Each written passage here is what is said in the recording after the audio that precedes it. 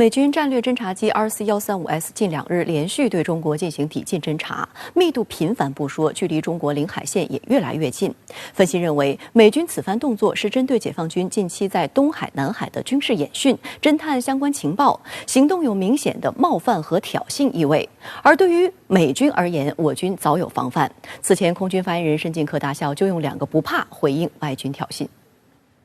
根据南海战略态势感知平台发布的消息，9月4日凌晨，一架美军 RC-135S 导弹监视机从日本冲绳嘉手纳美军基地起飞，穿过东海防空识别区，径直前往青岛以南的黄海海域，对中国进行抵近侦察。最近距离中国领海基线约30海里，离领海不足20海里。一天后，同一架美军 RC-135S 再次前往黄海抵近中国海岸侦察，几乎是同样的时间、同样的路线。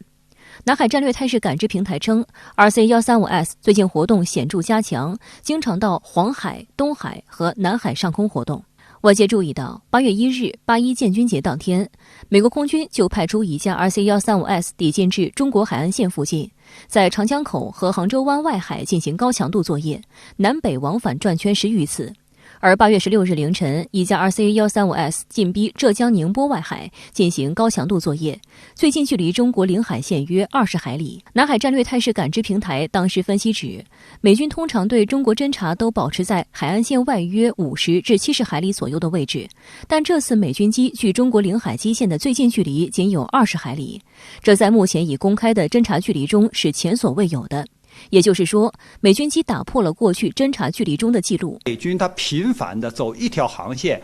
就是进行相关的侦察，说明它和天上的卫星形成了一个相互的呼应。通过这样的侦察呢，它主要是想获取我们呢，